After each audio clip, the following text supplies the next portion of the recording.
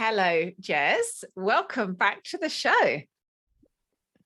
Hi, thanks for having me. Yeah, only 5 years later. I remember because we were going to record a week or so ago, and I said something like, yeah, finally come back after 5 years. And you're like, well, you've not invited me back until recently. And I was like, well, you didn't write a book until Exactly. recently. So but it is really good. And a lot's Nothing to talk happened. about. Exactly. Now we have. I was giggling to myself just as we took a break between chatting and then hitting record. I was like, I think you have the rare distinction of being the only podcast guest that's ever seen me naked. It's what occurred to me.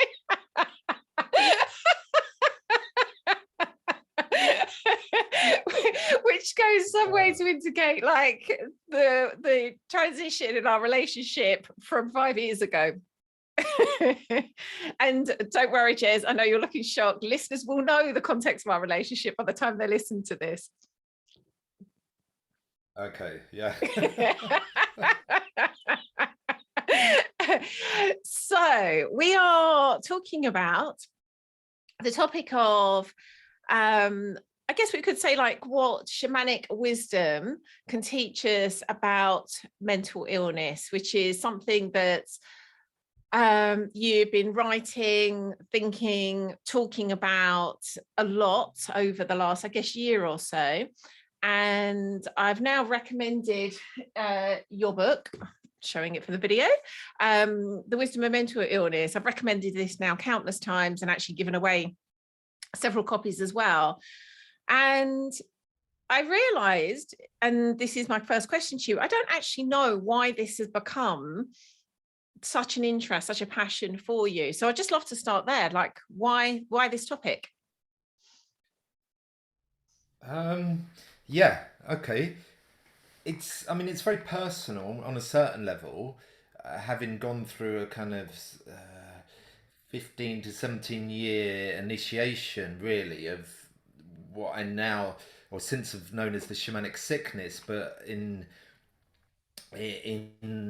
kind of more mainstream parlance, it would be really called mental illness, off and on for that time, which I wrote on a personal level about in my first book, The Heart of Life. Mm, So there's that personal interest. Obviously, that was my calling. I felt very much to do the work I do now, the healing work, the teaching work. It was by going mad for a long time and not being able to function in this society really. And so there's that really personal element. But I want to, with this second book, I wanted to take it away from the personal and write much more about um, having kind of gone on that journey and really with my first book maybe catharted some of that as well by writing about it and sharing my story. I wanted to take away the personal and write from a much broader perspective. I mean, the book, The Wisdom of Mental Illness, began as a talk, really, as a lot of books do, which I was doing about 3 4 years ago, all across the country, and it was so the huge. talks I came mean, before the book.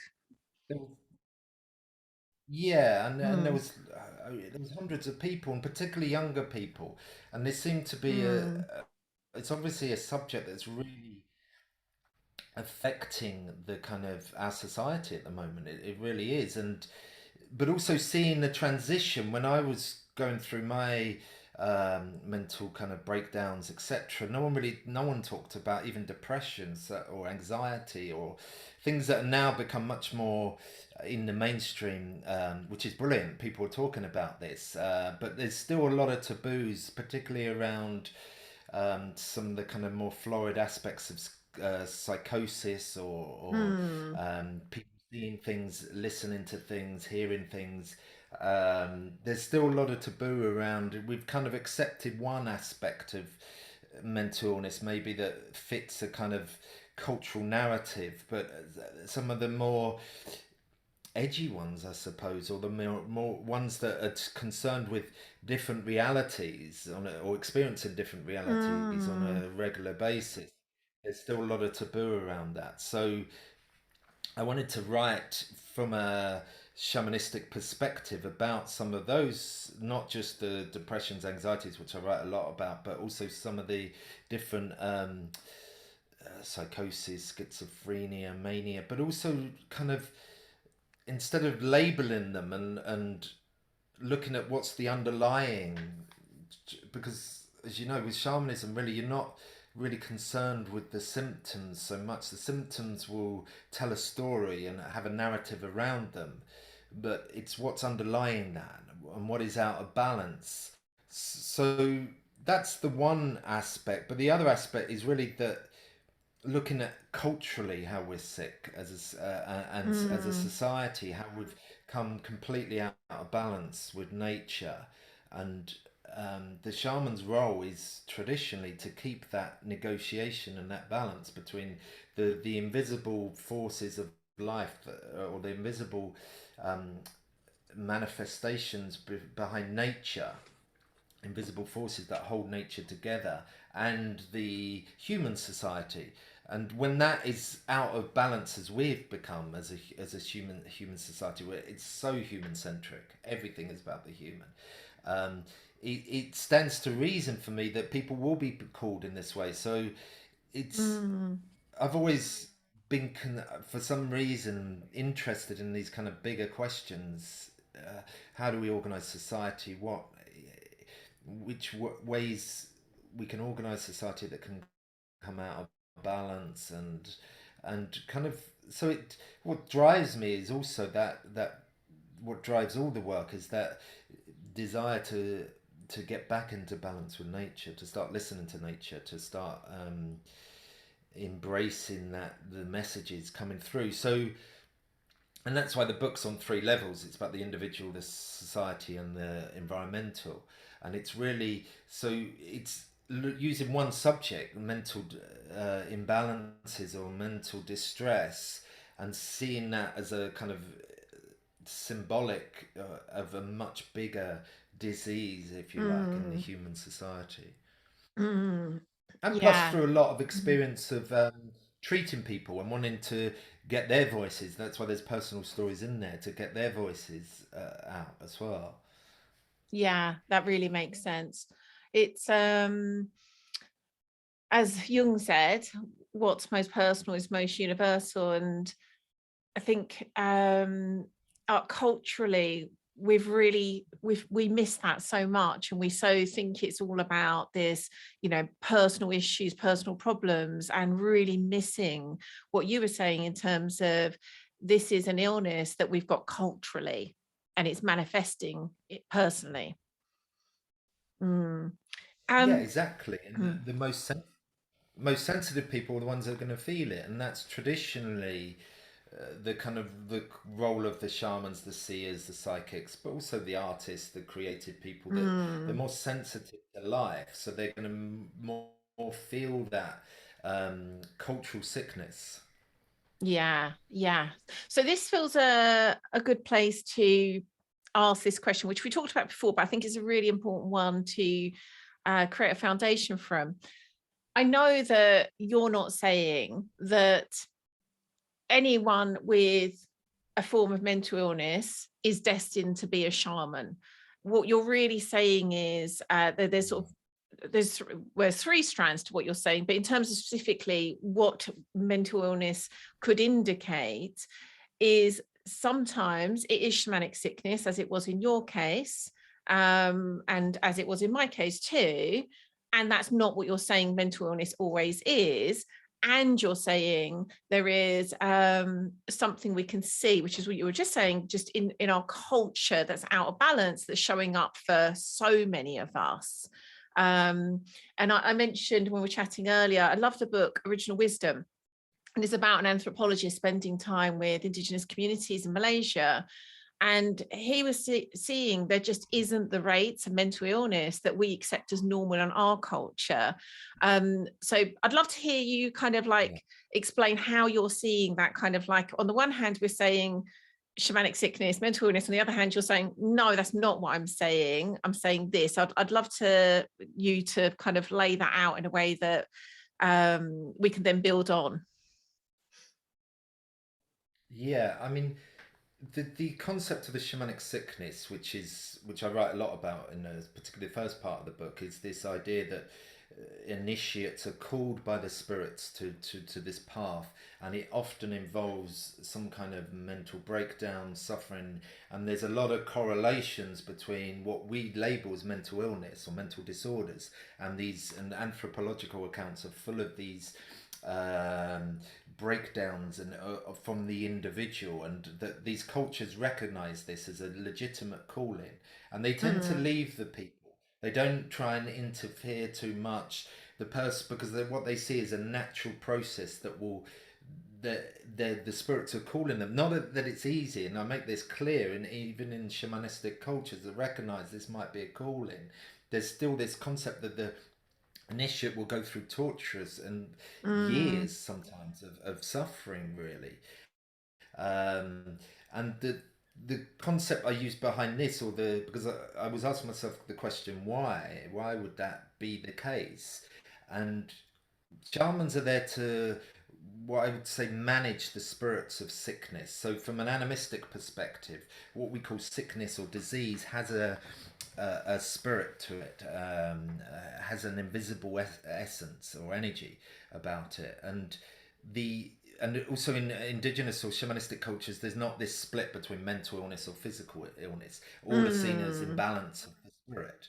So Yes. this, because they manage their job ultimately is to manage these spirits of sickness. Now, to bring up Jung, as you've done, in a kind of modern psychological way, we could call this the kind of cultural shadow or the collective shadow. Mm, Everything that society represses or suppresses because it is too difficult for the society or culture to express these.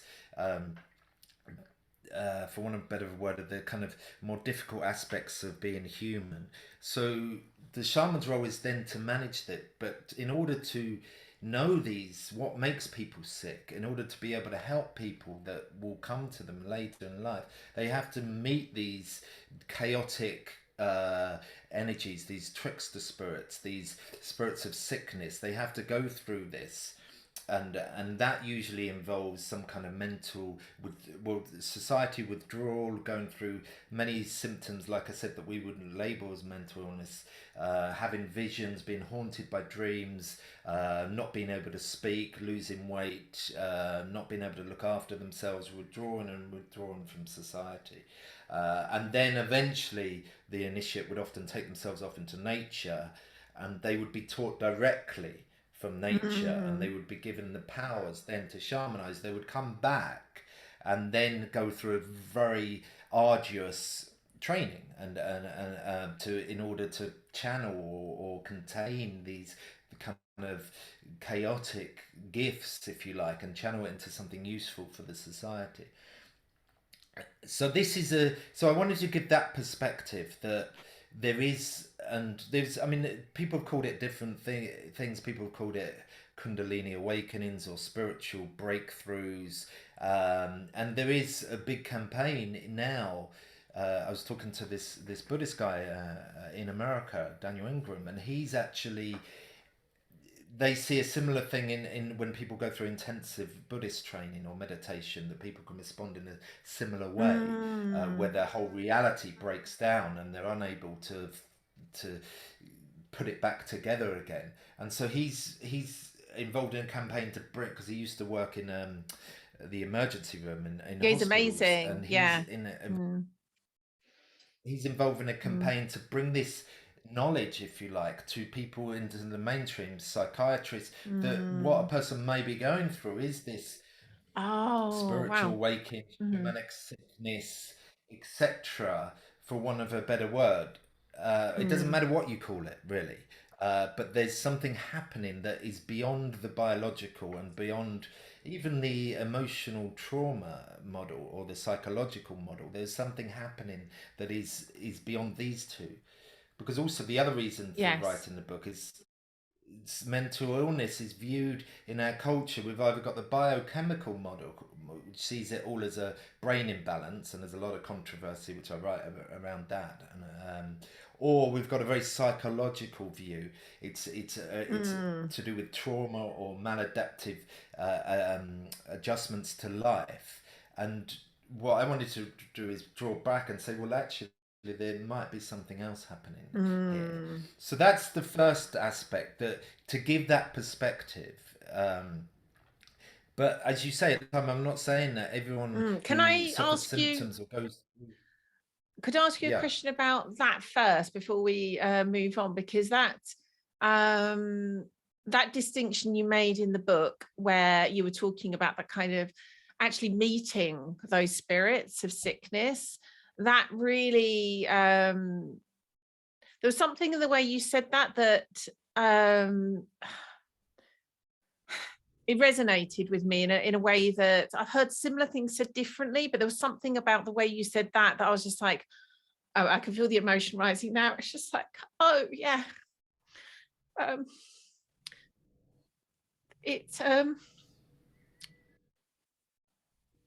it was like the I can't talk the amount of emotion, like the level of meaning it gave to all of the experiences I've mm, had. It was just like, oh yeah, that now I really get that now in a way that I hadn't before. Um, the question I wanted to ask you about that is, it seems to me there's um, the shamanic sickness that you're describing, but then I'm wondering whether in our culture, because of our lack of understanding, it then it lasts even longer and is kind of worse in a way. So speaking personally, I had a lot of those sort of typical things we might just, like you were saying, like hallucinations and, just strange, otherly consciousness kind of experiences.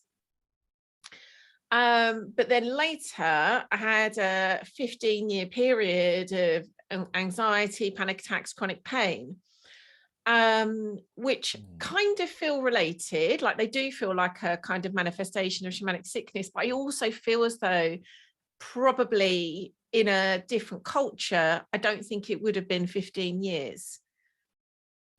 Does that make sense? It's almost like because of the lack of, I had no idea what was going on for me. No one else understood what was going on for me. And so it was kind of like where that could have actually, I may have been different in response to that if I'd had different understanding. I didn't. I just thought, okay, well, I've had trauma. I've now understandably got kind of, I didn't necessarily name it as like PTSD, but basically that's what's going on. And therefore it just stayed with me for 15 years. Yeah, absolutely. And that's probably the biggest. I mean, you asked me why I'm passionate about the subject and what motivates me, and that is probably the biggest um, motivation for me is to provide context and to provide a sense of meaning, because that I know was profoundly effective, or that affected me profoundly in terms of my own recovery. It wasn't the whole Mm, story, but this concept of a shamanic sickness, that I wasn't just crazy or overly sensitive or not able to deal with life, which builds its own shame and mm, guilt and self-loathing, really, for to not being able to fit in or not being able to just function as seemingly normal people do. um, so a big mm, healing balm for me was finding this context and this idea, this mm, meaning, that this could be a calling. It's not like I jumped at it straight away and thought, oh, I'm having a shamanic sickness breakdown, blah blah blah, I've been having that for 15 years or whatever.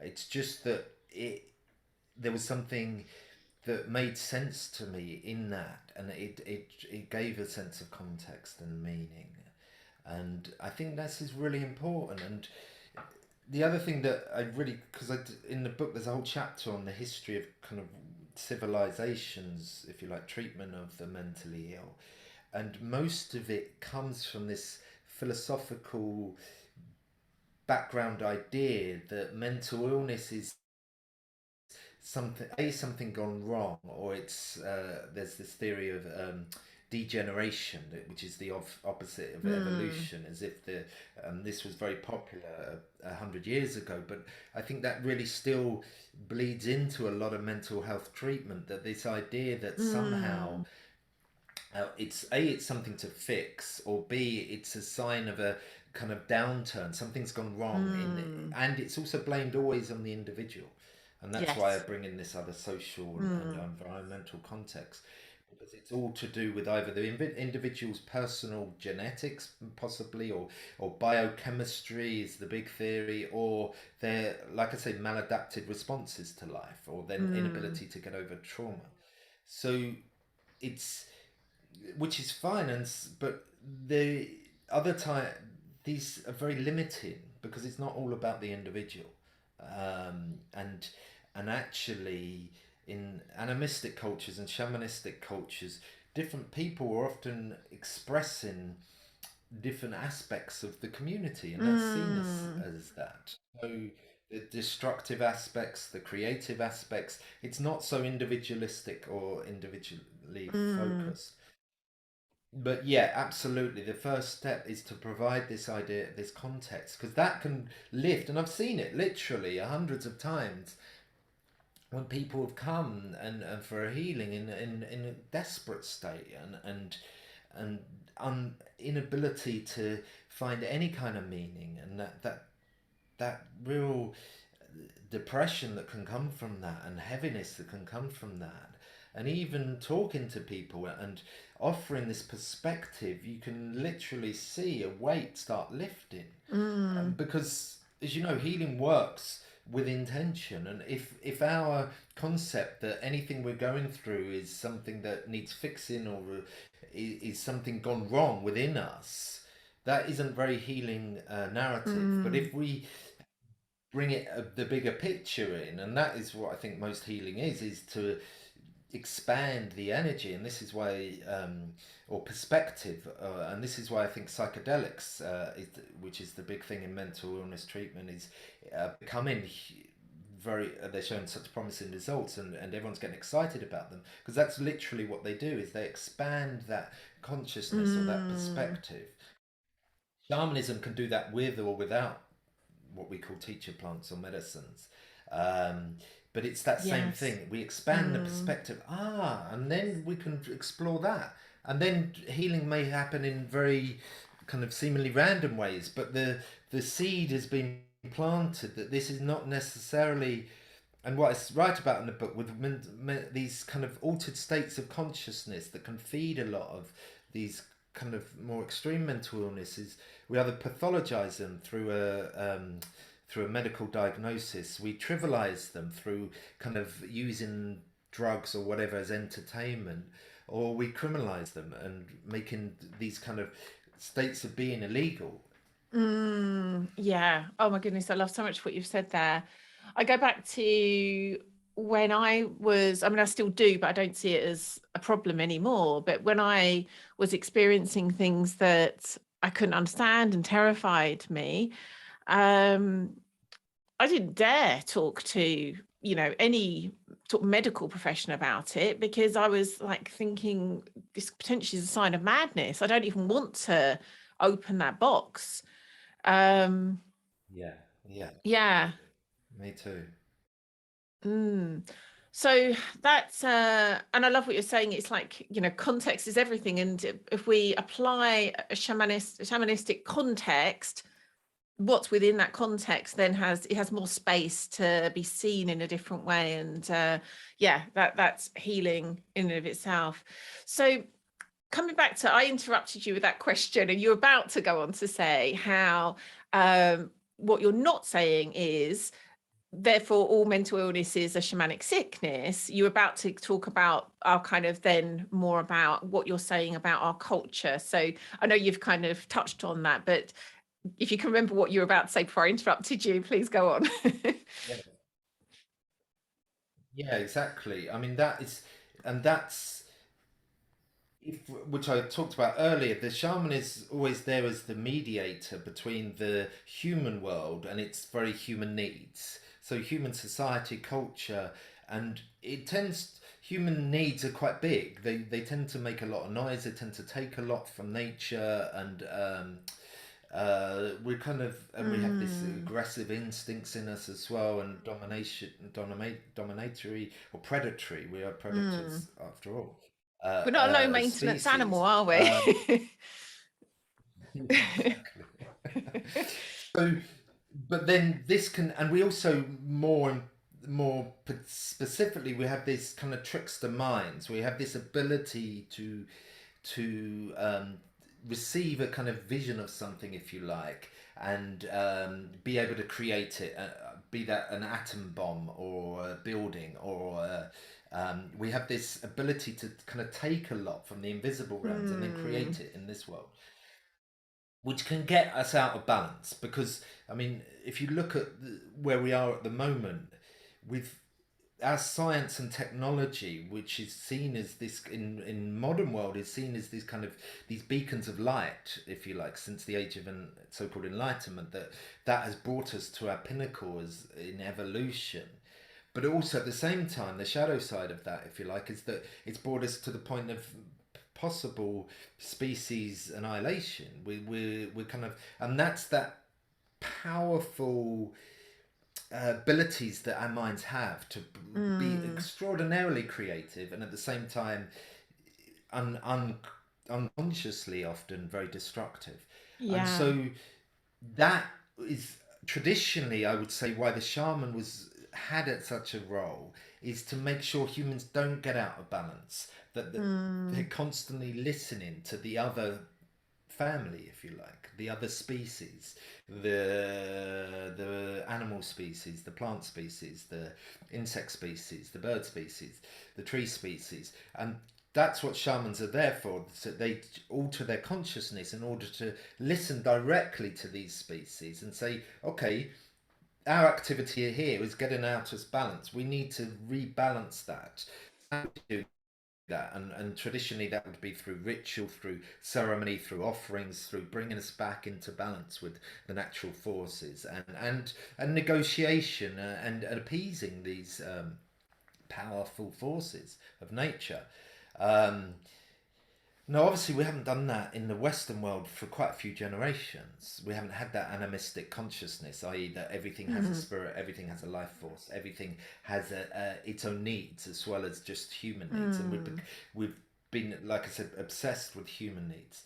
So this has got everything out of balance, and I think you can see that very easily in the way we operate with in Mm, nature, and the way nature is now expressing that balance through the extreme weather, and we've poisoned the waters, we've kind of destroyed a lot of the forest, etc., etc., with mind, and we've taken the heart of the Mother Earth, and without the offerings. So this is a huge imbalance. So it mm. Is stands it? to I just reason then that it just really hit me when you were saying that. Is that culturally we don't even see there is a balance to be out of balance.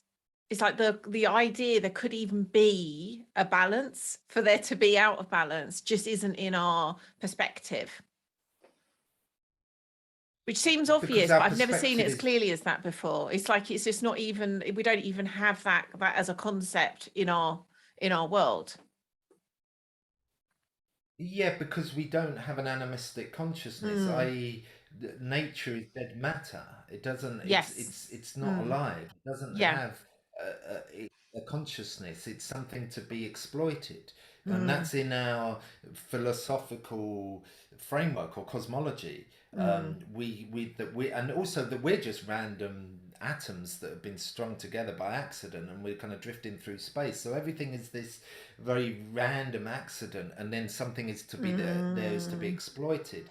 So the shaman is, but it's even in shamanistic cultures that have this consciousness, they still have the ability to get out balance. And yes. that's what the role of the Mm, shaman is to go, hold on a minute, let's listen to the trees. What does that mountain need over there? Does it need a pilgrimage or an offerings? Do we, and all this sort of shamanistic ceremony and ritual is there to remind the cold society of their need to give back, their need to give offerings, mm, their need to to before they take, because it's given as a kind of, it's a given, if you like, that humans will take more than they need, because that's just the way we're Just our nature. created. Yeah, it's our nature. Yes. So Yeah. if that, if we look at from a cultural and then an environmental perspective, we're so out of balance as a society, because we, like you said, with this concept that there needs to be this role, if you like, of intermediary between the human society and nature, is not even there. So on a global scale, if you like, we are, and particularly in the kind of modern technological Western world, we are going through this shamanic sickness as a species almost, and the elements. So the fire and the water with the heating up, we've seen all those. There was a few years ago we saw that very clearly with there was the fires in one part of the world, and then the floods, the mass floods in the other. And for me, that's the elements are saying, hold on a minute, and most indigenous people would say the same, that if we don't listen to those elements, they're the bosses, if you like. They're holding reality together. We're just a part, small, very small part of this kind of creative thing that is life. If we're not listening to them, they will ensure we listen. They will ensure they show us their power. So I would say that, and that's the other part of writing the book, that we are, as a species, going through this mass shamanic sickness, if you like, because we have become out of balance. It doesn't, and so that doesn't mean everyone being called this way is a shaman, for sure. But if we look at the problems we're facing as a culture and environmentally, from an animistic and shamanistic perspective, we can maybe get a few more insights into how to change the ship. And because the other thing is, with a lot of environmental, and I used to work in environmental activism for years, it comes from very a heady place. It's very, and it overwhelms people. It's very top down, and that is part of the sickness of our culture. We're very top down, very heady and intellectual. Whereas animistic, shamanistic, it's coming from the bottom up, if you like. It's coming from a direct interaction with the fire or with the spirits of the land, and then listening, and then through the body also, and then and I think if we're going to change as a species, there has to be. It can't just become from an intellectual perspective. It has to be something felt. People only really Yeah. change when they feel something deeply. They don't change through the mind. We can pretend to change and try to change, and that's why a lot of personal healing falls down, because it just comes from all up here. It has to come from something deep within us, a stirring. Yeah. I think sometimes the seeds of healing can begin here, but I think at that, for it Yeah, to exactly. truly be healing,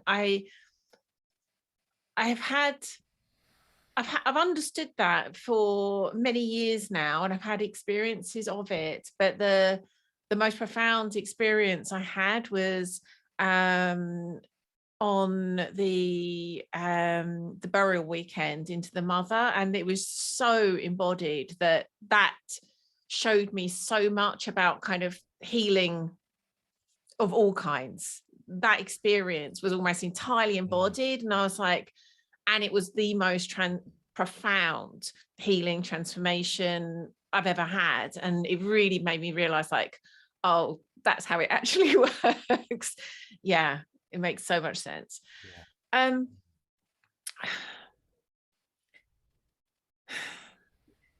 there was a question I wanted to, oh, that was it. You've mentioned offerings a few times now, and I know that hearing you, I've had a practice of making offerings for many years now, but there was something in the way that you've spoken about offerings, which I know you've been very impacted by the indigenous shamans that you've worked with, that you've then kind of infused your teachings with. So it's been understanding your understanding of offerings and being taught by you, and what I've heard you talk about, that absolutely shifted my understanding of the importance of offerings. So I'd love you to just to say a bit more about that, because I think there's something in understanding what offerings are really about that opens things for people. So I'd love you just to say a little bit more about that, if you would, please. Yeah, I mean, most of the shamanistic cultures I've worked with, and particularly the Radico I've worked with the last 10 years very closely, um, everything is about offerings. Their whole culture and society is really based around this concept that of needing to give physical offerings to and or uh, um, well, physical offerings as in something like a candle or something, or an offering of a coin or money or something, but also the physical offering of fasting, collective fasting, making a sacrifice, or animal sacrifice, or um, the um, the continual giving of oneself and sacrificing, A pilgrimage. comfort, sacrificing, and I think this works on very many different levels. On a purely psychological level, this embodied thing that you're talking about, and I was mentioning, I could meditate on gratitude for 10 years, but I'm just meditating on it, or I'm just thinking about it, I'm contemplating it, which is fine. But if I'm going on a pilgrimage where I have to sacrifice a lot of money and a lot of comfort, and fast continually, and physically exert myself, in order to, with the sole intention that this is, I'm going to present an offering to this sacred mountain, or to this sacred site in the desert, or this sacred site in this land in the stones, if I'm, that is that is making my gratitude, it's channeling it into an Mm. embodied experience, and that's a continual process. That and it's talking about this balance thing, that it's saying that humans, we are indebted to life, because the amount of energy that has gone into making me as a human being, the amount of spiritual energy, the amount of power that's come into making my mind, all my organs, and my soul and my spirit, from an animistic perspective, all of these different powers have come to make this unique experience that then I can experience. So I have um, I've already been given so much, and that, so my life, if I build around my life around giving back and offering, and this is, I think, something that's also really Mm. important with, when kind of modern culture gets hold, or Western culture gets hold of these ancient practices, and it becomes all about self-development and empowering the individual, and which, these might be side effects of the shamanic path, but if that's the focus, then we're going to go, we're using the same disease of Mm. our own culture, which is this accumulation and this need to gather together, and Mm. to become, to gather as much as we can, and that physical hunger that we see, that drives so much greed and need, that is beyond our physical needs, can then get translated to spiritual hunger, and we need that. And you see that with people, they need one more experience, one more medicine ceremony, or one more plant experience, and Mm. it's grabbing. Whereas if it's the simple act of giving offerings first and building that around as a basis, means that we are changing that psychology. And I think that's why I bang on about it a lot, because I think it's really important in a culture that is used to acquisition as a sign of progress, or used to taking, and we need to bring back that into balance, that offerings. um, And so, because ultimately we will then give our body as an offering to the earth at the end of our life. We give Mm. our most precious thing. We're on that trajectory anyway.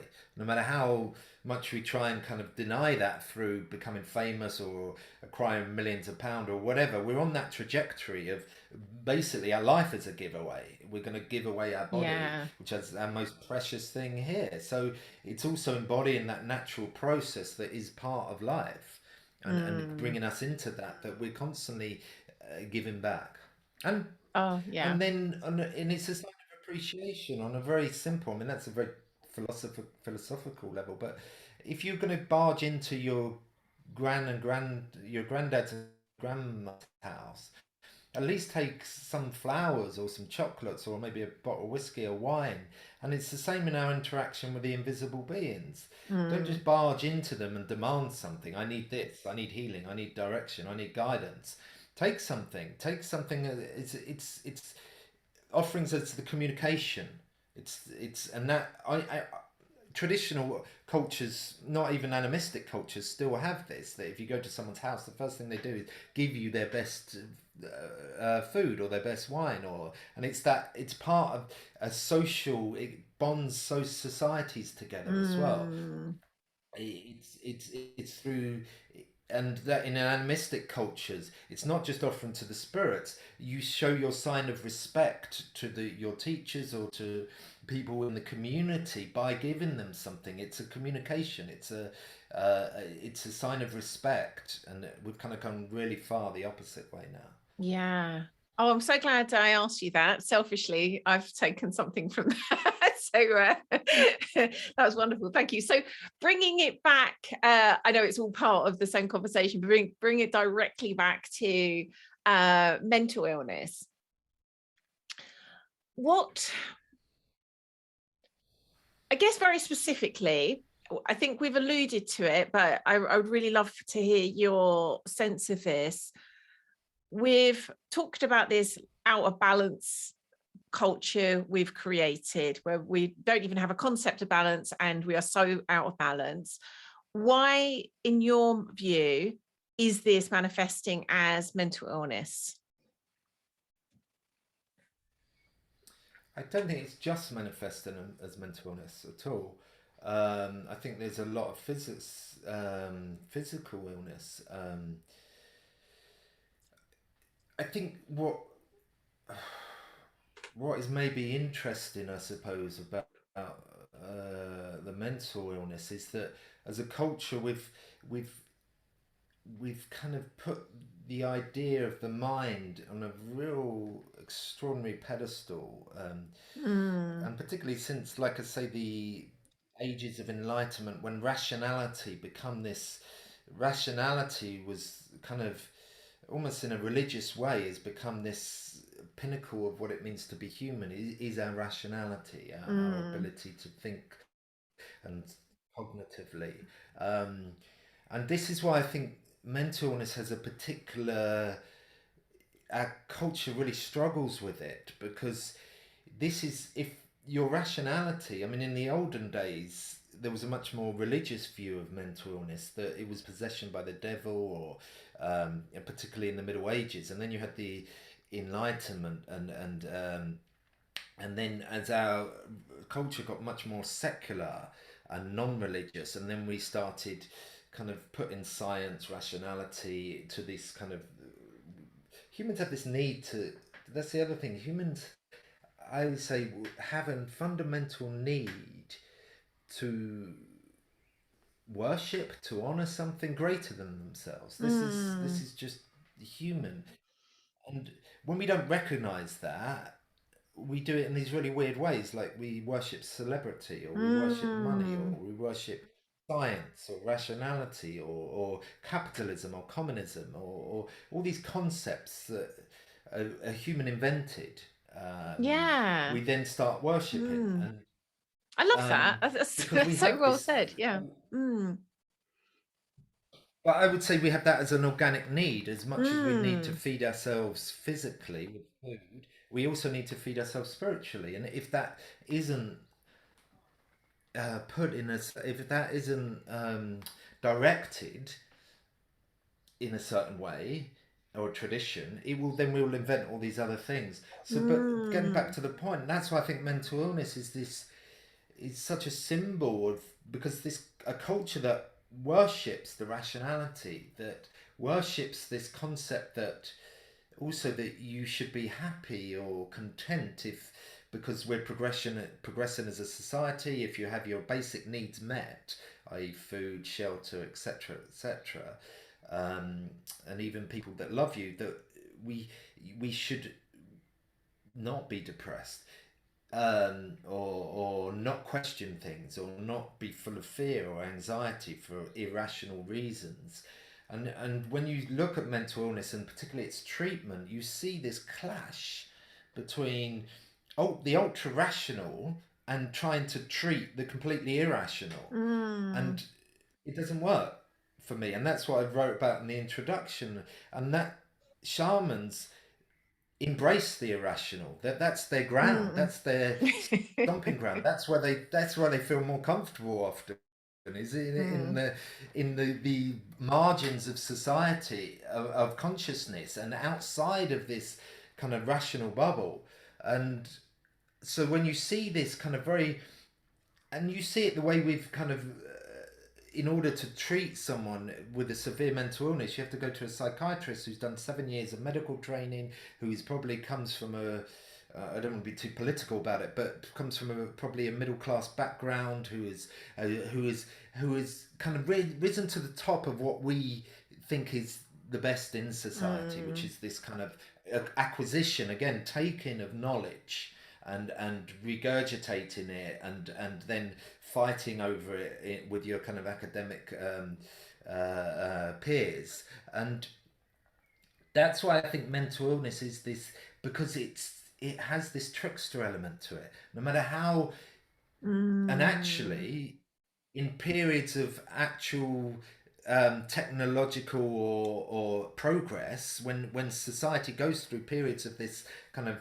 great technological process, which we're in right now, which we were in the industrial revolution, and we're back in the technological revolution now, the cases of mental illness go up, and particularly they Mm. start affecting members of society that maybe wouldn't normally be affected, the kind of the more protected ones, say the middle classes, and that's when it becomes an issue, if you like, because as we know, poverty is a great causal agent. Growing up in the city is a causal agent for schizophrenia. So this is happening all the time, but we go through these technological changes, and then it Mm. affects the kind of the people with power in society, and then we start talking about an epidemic, and then there's a lot of information and that starts kind of being generated around it. So I think it's a Mm. really fascinating exchange between the highly irrational and the rational, and our culture really struggles with those two poles. They, Yeah. and but not just the irrational, the emotional, the Mm. experience of emotional intensity, which a lot of people going through periods of mental distress, uh, uh, and there's no space for that in our culture. There's no space for grief. We were talking beforehand, and I Mm. mentioned this. You can now get a diagnosis of depression 1 week, go to the doctor 1 week after losing a family member, a loved one, a sibling, a partner, a child, and get a diagnosis of depression, and get given an antidepressant. That's 1 week, within 1 week. And that's a culture that doesn't really understand, not understand, but doesn't isn't able to deal with grief Mm. in a very productive way. Whereas an animistic culture, the rituals around death and the loss of loved ones can go on for a year and or more, and that's the gifts that animistic shamanistic cultures have. They have the rituals, they have it built into their culture. So this intensity of human experience, that being human is, I mean, I find it an intense experience, is able to be contained through the ritual and through the structure of Mm. the ceremonies. So we don't have that. And when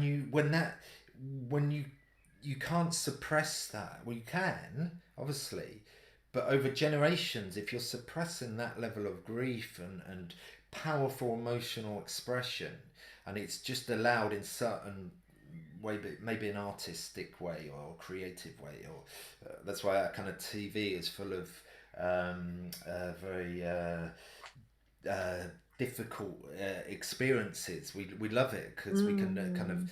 cathart through that, but it's not really an engaged thing. So when you don't have that built into the culture, it's going to build up over generations and generations and generations. And then when you have a bit of space, as our generation does, and the coming generation, it's going to come out in these kind of um, imbalances of emotions, mind, and spirit. Mm. Wow, I love so much what you've just said. It really, that whole rational irrational thing, and as you say, to a large extent we could say emotions form much of that kind of the irrational, and our way of trying to Absolutely. manage and control it is, as you're saying, kind of fight it, control it with our minds. But that's a poor replacement for ritual and ceremony, which is what we used to use to create that containment. um Yeah, yeah. exactly. Yeah. Mm, The that's purpose of ritual and ceremony mm, is to cleanse the individual. So anything they're carrying of any burdens or any grief or regret or pain or resentment and jealousy is to cleanse the individual of those potent human experiences or phenomena, and but at the same time you cleanse the social body. So you're cleansing the community of all these, because mm, these are the things in a traditional culture that cause sickness, the resentments, the jealousies, the the the needing to dominate, the control, the so it's that's so we in a ceremony we're cleansing that, and not just as an individual but mm, socially. yeah.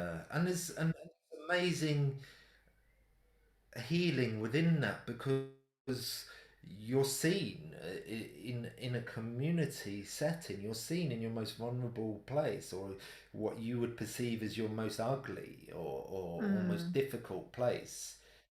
You're seen in that, and also you realize after a while, when you've been in enough circles of ceremony, and that it's just normal. That's what it means to be human. Everyone has these things, and everyone's so mm, busy denying it and hiding it, and trying to pretend to be something they're not, that it's just such a waste of energy. So by being seen in that level of raw vulnerability, you said that you mentioned that nakedness at the that beginning. was just coming That's back to like mind, yeah. physical. But physical nakedness is nothing really in Mm, terms of what people actually open up, mm, and I think that's why things like psychedelics and the plant ceremonies are calling a lot of people, because they assist in this process. But what I think can be lost in that is the importance of community around that, yes, this yeah. importance of a collective social cleansing. Mm, We're not just about the individual. It's not just about my process or my healing. And I think that's something that is can really help. And and that's the other thing I write about is people who have gone through quite a lot of mental illness and distress and breakdowns, psychological breakdowns, etc. It does kind of give you a compassion, I think, hopefully. I mean, mm, but it often gives people and also a kind of humility, that an understanding that life can be extraordinarily difficult and at times, um, and through these experiences, if they're seen as gifts rather than curses, if they're seen as a kind of initiation or a training, then people can use that experience, and people do anyway. They retrain often into helping professions, psychotherapy, mm, etc. If they can use this as a kind of tool to say, and it's a win-win situation, because the suffering has a meaning to it, mhm, which creates a sense of healing in itself, but also we have people in our culture that we can, instead of trying to cut them off and say these are the kind of losers, if you like, of society, if we bring them back into the center and say these are actually the ones that have gone through those extraordinary dark nights of the soul, they have something to share, some wisdom, and then as a culture we become less inflated, I think, less kind Mm, of driven by this obsessive need for progress or this obsessive need for um, uh, to be the pinnacle of what it means to be human. I think there's much wisdom, and that's what hence the name of this book. There's so much wisdom in these experiences, and that it we can then rise together as a culture. I mean, I'm getting a bit preachy here, but instead of just one lot going off ahead and going, yeah, this is amazing, amazing, come up here, let's kind of drop down a bit and listen to what's actually happening, and then rise together and in a balance. mm. I love that so much. It's something I'm experiencing personally in two ways over the last couple of years. The first way is in the work that we do with others. And so now at this point, all of the work we do takes place in circle for all the reasons you're saying. So recognizing that whilst they're all on their own individual journeys with the work we do, ultimately, unless that whole circle is moving, it kind of doesn't really matter about the individual successes. Like it really does need to be about the circle. And then I've experienced that so much in the work that we do together and that circle. And I was joking about the nakedness, but absolutely what you're saying, really recognizing that each of us will be kind of expressing aspects of the whole, during each initiation, each ceremony, each circle. And recognizing, I've typically been a very I guess like very individual, very like self-reliant, very resourceful, and it's been so humbling to recognize like I can't just carry on that way because there's something so important for me here in being Yeah. part of a circle, like losing that kind of hard edge of like this is me and this is them, and seeing that what someone else is going through here matters to me as much as it matters to them because it's our circle. And again, going back to what we're saying about that embodied experience, like all the theoretical understanding I had about the importance of others, the importance about community, none of that has matched what I'm learning by actually experience that on an embodied level. Yeah. I mean, and that's shamanism, or because it comes from cultures where it is about survival. And that's Mm, how we've evolved as human beings. We're not good as individuals. We don't have the right yes. uh, claws or speed or strength, physical for our size Mm, and what we need to feed ourselves. We don't have these, but what we do have is this ability to communicate through language and these kind of creative minds, and to create through that complex societies, and so we literally have evolved as a community people, as a communal species rather, and that's what indigenous people still have, is that, so all the work the shaman is doing is about the survival of the tribe, mm, and to one of the Marakamis of the shamans from the Radika, just on the pilgrimage recently, and he was saying we're doing this for the children, and it was so something so simple, but actually that it is about keeping the community together, keeping their ancient ways, because obviously they're being challenged a lot through modernity and things coming into their communities. They've been very good at keeping their culture very protected, but that is being challenged right now. And so they realise that, and hence they're talking to us, that there is a need to kind of come out, but at the same time, it needs to be done in the right way, so mm, that the they are keeping their culture together and their community together. So it is all about survival of the community. The shaman is there for survival, really. It's not about individual enlightenment or Mm, personal enlightenment or personal development or mystical experiences of God or the fifth dimension or whatever it is. It is really about that utilizing these tools of consciousness to be able to assist in the growth and survival of the whole. yeah, wonderful. So we're almost out of time. I guess it would be really, really wonderful to kind of like, I feel like we've kind of like traveled to like the heights, depths, all sorts of this topic.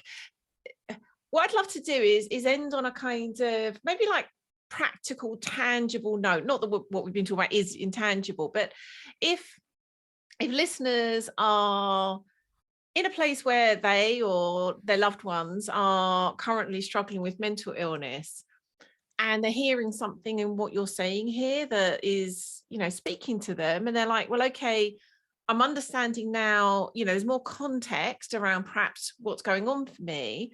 What would you suggest to them as, what might be a helpful next step for them to take? Yeah, I mean that's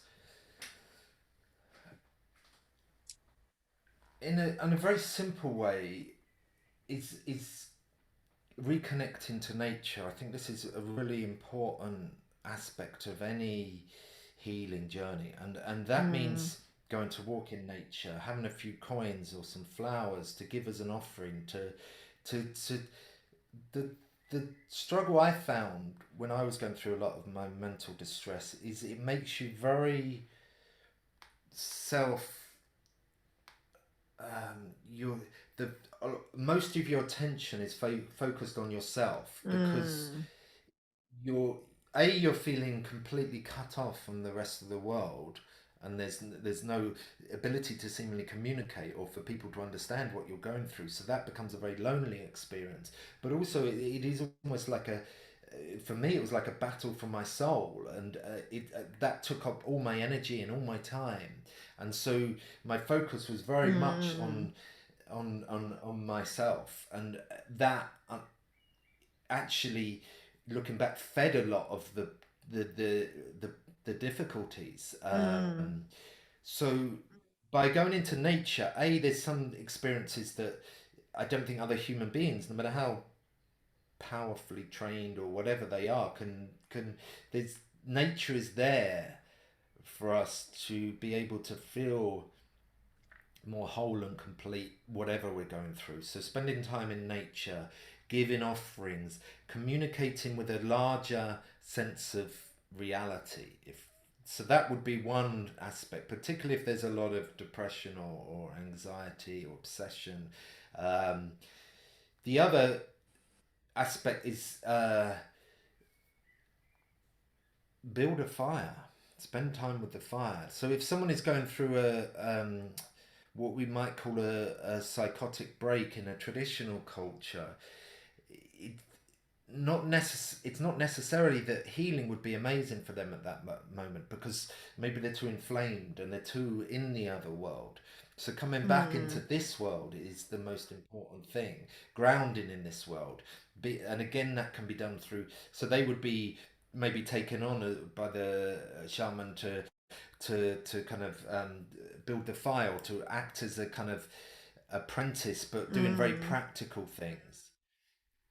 Somehow bringing oneself back into this realms, because in some aspects of mental illness, particularly too much spiritual thinking can actually or desire can actually inflame the problems, because mm, it's so on a very simplistic level, someone who is maybe having experiences of too much of the other world, however you want to call that, the fire's too big at that time. There's too much fire. Whereas someone who's deep in a depression, there's not enough fire, there's not enough light. So it's about balancing those forces. So, and the way to do that is to come back into the body, and ritual is the great container for a lot of this. Mm. So spending time by the water, spending time by the sea, by the lake, speaking to the lake of your problems, and getting in touch with the emotional energies, because so much of what we call mental, and it is an irony we call it mental illness. I think it's a complete irony because so much of it is comes from the emotions being out of balance, or Mm. the body is felt really much in the body as a physical experience. Yes. Yeah. So these are kind of Mm. just very basic things. Obviously, there's a whole kind of variety, but also being. I think the first thing is to stop trying to fix yourself. That if I could go back and look at my story and my experience, because I'm a very heady person myself and very strong-willed and like you, like fiercely independent and probably that's why I was drawn to this path, to balance that out. Um, I I had I was constantly trying to fix myself. Stop trying to fix myself. Mm. That's what I would say to myself, and allow whatever is, and that's very difficult, and that needs some holding sometimes, to allow Mm. whatever experiencing has been felt, the terror, the grief, the rage, whatever it is, to find an avenue, probably being held by someone else within that, Yeah. Mm. I love to allow all of that. powerful energies, Yeah. It's it can sound and know like, that it's a oh sorry. journey. Mm. And that's the last thing I want to say. We've because we've lived in the kind of psychological age for the last, particularly the 20th century, and we have this idea of what I call the Hollywood healing, which is Mm. when you have that one insight, or you find that thing that is the cause for all of your problems later in life. You go back far enough and you Mm. find that one event or that one trauma. That may be an aspect of healing, but in my experience, that people seeking that Hollywood moment. If only I Mm. understood why I'm like this, or what trauma, what is it in my past that caused this, particularly around childhood. What is it in my childhood? But this, in my experience, healing happens. Yeah, you have those moments occasionally, but healing happens by changing the small things in life, the habits, the thought patterns, and that is that's a journey. It's not stop looking for the Hollywood healing. If I only go and see that one powerful shaman, or if I go and see that one powerful, if I go to that one ceremony or that one powerful psychic reader, I will somehow have the answer, and then I'll Yeah. be okay. That Mm. is it's sad because a lot of the alternative health industry feeds a little bit on that, and Yeah. it's actually healing is a long process often, and it's and that you're the individual who what your experience you will find you have those the keys within you Yeah. I to open the think doors.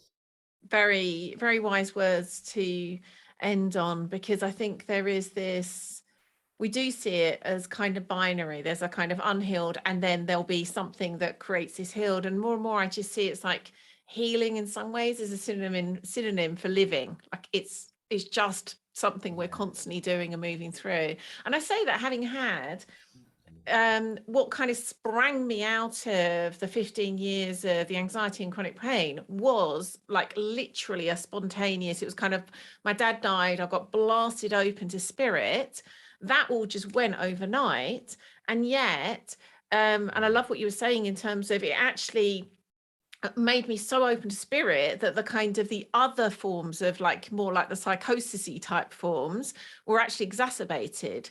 It was only when I then yeah, and going back to what you were saying about that connection with nature, it was my connection with the oak that was the much more, it was much slower, much more organic healing. But that's what's really been the kind of like drip by drip, moment by moment, day by day healing that's happened over the last, how many years it's been now, 5 years or so. Mm. wow, yeah, exactly, yeah, exactly. Yeah. So this has been Amazing. Thank you so much. I'm sure listeners will want to find out more about you, your book, and everything you offer. Where's the best place they can go to find out all about that? The website probably, which is secondsighthealing.com. Excellent. And second as in written The number, word. sight as in healing. Yeah.